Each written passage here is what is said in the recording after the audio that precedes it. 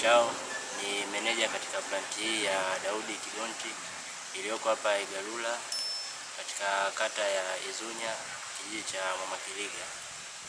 Hapa tunajihusisha na swala la uchenjuaji wa dhahabu, kwamba tunafanya ile process ya katikati, kwamba mteja akishakuchukua mawe yake, akishasaga vizuri, sisi tunafanya ile leaching process mpaka tunakuja kupata carbon ambayo imenaswa kwenye dhahabu, ndio wanaenda kwa step nyingine ya kuelekea kwenye dilution kwa ajili ya kuchoma na kupata dhahabu. Sisi tuko hapo katikati kwenye swala la leaching. Kwa sisi kwa kuwa kwanza tumeanza, tuna miezi kadhaa, tumeanza mwezi wa kwanza mwaka huu. Kwa hapa kwa plant yetu tuna plant jumla 4 kama tunaziona hapo juu, zipo 4. Kuna matenki yana ujazo tofauti kulingana na plant. Plant ya kwanza ina matenki 6 ambayo yote yana ujazo wa tani 30 kila tenki. Kwa plant ya pili ina matenki 5 ambayo nayo pia ni tani 30. Lakini hizi plant zingine mbili zina matenki 6 ambayo yote yana ujazo wa tani 40. Kawaida huwa zinachukua wiki 2, siku 14, ila wengine chini ya hapo, juu ya hapo, inatokana tuna udongo wenyewe na changamoto za udongo, masuala ya kikemia. Kama kuna udongo mwingine unakuja unakuwa na changamoto fulani, inabidi ile changamoto itatuliwe ili uvunaji uweze kufanyika.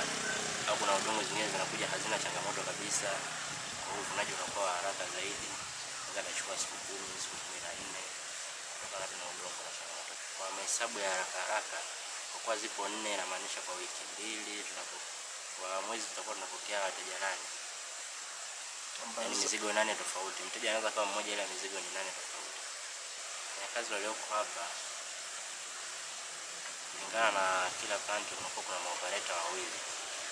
Inamaanisha kwa plant 4 maoperator wanakuwa 8 na walinzi 4 na wapishi 2.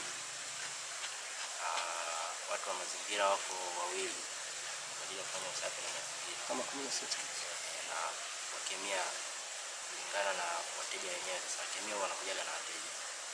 Kwa sisi hapa tuna mkemia wetu mmoja. Tumeingia mkataba na kampuni ya Ona kupatia wateja. Hapa sasa wanahitajika wale wa kuja na kuondoka ni kwa ajili ya kuokoa matenki haya. Hawa bwana tulikuwa tunachukaga wanazengo, yaani watu wa hapa. Watu wa hapa majirani, vijana wa hapa, ndio watu tunawaajiri hapo kwa ajili ya kuwa na kupakia matenki. Kwa kawaida tenki moja huwa wanaokoa 2 na kupakia kwa siku moja. Kwa hiyo ni kwamba mtu akileta mzigo, akiwa anakiuza mzigo wake, kwa wiki anaweza kawa anafanya kazi mara moja. Siku ya kwanza anaokoa, anapakia, katikati ya wiki anageuza, mteja mwingine hivyo, mteja mwingine ndio hivyo. Kwa hiyo vibarua wa kuokoa na kupakia wanakuwa wengi kulingana na wingi wa matenki. Kuhusu hilo, sisi kabla hatujafungua hapa tulikaa na wale watu wa mazingira, wakatuelekeza vitu vya kufanya nini, wakatupa mwongozo mzima. Tumejitahidi kwa asilimia kubwa sana, tumefuata huo mwongozo wao. Kama mlivyoona, mmeingia kumekuta mabango ya kuonyesha baadhi ya sehemu kwamba sehemu fulani usiingie, anahitajika kuingia mtu fulani tu, kufanya kitu fulani, na zile safety measures, zile PPE, zile personal protective equipment zote tunazo. Matenki yenye sumu tunazungushia kabisa uzio kwamba hakuna anayeruhusiwa kuingia tofauti na mkemia na maoperator basi. Kwa kuwalinda watu wa nje, kwa mfano kipindi kile cha mvua maji yanatiririka sana. Kwa hiyo tunajitahidi kuyazuia yale maji yasitoke nje na hapa kwa maana tumeweka mitaro mikubwa hiyo. Kwa mbele kule utaona kuna shimo leta kubwa pale kwa ajili ya kuhifadhi yale maji ya sumu.